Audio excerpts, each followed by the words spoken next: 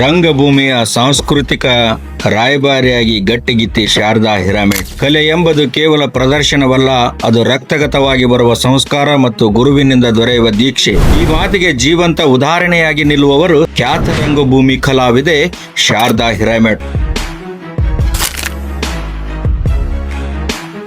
ಅಂತಾರಾಷ್ಟ್ರೀಯ ಮಹಿಳಾ ದಿನಾಚರಣೆಯ ಈ ಸಂದರ್ಭದಲ್ಲಿ ಸವಾಲುಗಳ ನಡುವೆಯೂ ಕಲೆಯನ್ನು ಉಸಿರಾಗಿಸಿಕೊಂಡ ಅವರ ಬದುಕಿನ ಹಾದಿ ಇಲ್ಲಿದೆ. ಕಲಾ ಪರಂಪರೆಯ ಮತ್ತು ಬಾಲ್ಯದ ಅಡಿಪಾಯ. ದಿನಾಂಕ 16 ಸೆಪ್ಟೆಂಬರ್ 1984ರಂದು ಜನಿಸಿದ ಶಾರದಾ ಅವರಿಗೆ ರಂಗಭೂಮಿಯ ನಂಟು ಬಾಲ್ಯದಿಂದಲೇ ಬೆಸೆದುಕೊಂಡಿತ್ತು. ರಂಗ ನಿರ್ದೇಶಕ ಗಣೇಶ್ ಅವರ ಪುತ್ರಿಯಾಗಿ ಹಾಗೂ ಪ್ರಸಿದ್ಧ ಕಲಾವಿದೆ ರೇಣುಕಾ ಹಿರೇಮಠ್ ಅವರ ಮಗಳಾಗಿ ಬೆಳೆದ ಇವರಿಗೆ ಮನೆಯೇ ಮೊದಲ ಪಾಠಶಾಲೆಯಾಯಿತು. ರಂಗಸ್ಥಳದ ಬೆಳಕು, ಬಣ್ಣ ಮತ್ತು ಭಾವನೆಗಳ ಸಮ್ಮಿಲನದ ಇವರನ್ನು ಸಣ್ಣ ವಯಸ್ಸಿನಲ್ಲೇ ಆಕರ್ಷಿಸಿತು. ಗುರುಸ್ಥಾನದಲ್ಲಿ ದುತ್ತುರ್ಗಿ ವಿರೂಪಾಕ್ಷಪ್ಪನವರು. ಶಾರದಾ ಅವರ ಕಲಾ ಬದುಕಿಗೆ ಭದ್ರ ಬುನಾದಿ ಹಾಕಿಕೊಟ್ಟವರು ರಂಗಭೂಮಿಯ ದಿಗ್ಗಜರಾದ ದುತ್ತುರ್ಗಿ ವಿರೂಪಾಕ್ಷಪ್ಪನವರು. ಇವರನ್ನು ಶಾರದಾ ಅವರು ಕೇವಲ ನಿರ್ದೇಶಕರಾಗಿ ಅಲ್ಲದೆ ತಂದೆಯ ಸಮಾನರಾದ ಗುರುವನ್ನಾಗಿ ಕಂಡಿದ್ದಾರೆ. ದುತ್ತುರ್ಗಿ ಅವರ ರಂಗಭೂಮಿಯ ಆಳ ಅಗಲಗಳನ್ನು, ಕಲೆಯ ಸೂಕ್ಷ್ಮತೆಗಳನ್ನು ಇವರಿಗೆ ಮನವರಿಕೆ ಮಾಡಿಕೊಟ್ಟರು.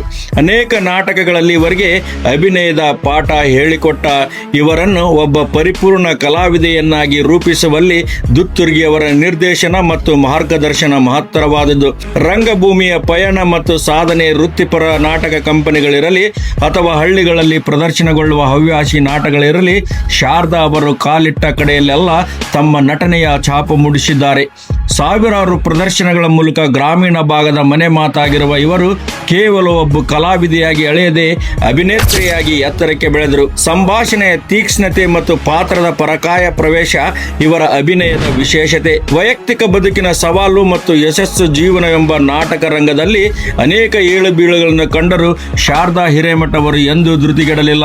ವೈಯಕ್ತಿಕ ಬದುಕಿನ ಕಷ್ಟಗಳ ನಡುವೆಯೇ ಸಾಧನೆಯ ಶಿಖರಕ್ಕೇರಿದ ಇವರ ಛಲವೇ ಇವರನ್ನು ಗಟ್ಟಿಗಿತ್ತಿ ಎಂಬ ಹೆಸರಿಗೆ ಅನ್ವರ್ಥವಾಗಿಸಿದೆ. ಮತ್ತು ಇವರು ನಟಿಸಿರುವ, ಅಭಿನಯಿಸಿರುವ ನಾಟಕ ಹುಚ್ಚಿರೇಶ್ವರ ಮಹಾತ್ಮೆ ಅತ್ಯಂತ ಹೆಸರು ಕೊಟ್ಟ ನಾಟಕ. ಅದೇ ರೀತಿಯಾಗಿ ಅನೇಕ ನಾಟಕಗಳನ್ನು ಪ್ರದರ್ಶಿಸಿದ ಇವರು ಹಲವಾರು ನಾಟಕ ಕಂಪನಿಗಳಲ್ಲಿ ತಮ್ಮದೇ ಆದ ಛಾಪನ್ನು ಮೂಡಿಸಿದ್ದಾರೆ. ಹೌದಹುಲಿಯ ಗ್ರಾಮ ಪಂಚಾಯಿತಿ, ಗಂಗವ್ವ, ಸಂಪತ್ತಿಗೆ ಸವಾಲು, ಮಗ ಹೋದರೂ ಮಾಂಗಲ್ಯ ಬೇಕು, ಅನೇಕ ನಾಟಕಗಳ ಇವರಿಗೆ ಹೆಸರನ್ನು ತಂದುಕೊಟ್ಟಿದ್ದು ಒಬ್ಬ ಉತ್ತಮ ರಂಗಭೂಮಿಯ ಕಲಾವಿದೆಯಾಗಿ ಹೆಸರು ಮಾಡುತ್ತಾ ಇದ್ದಾರೆ. ಅಂತವರಿಗೆ ನಾವು ಹರಿಸಿ ಹಾರೈಸೋಣ.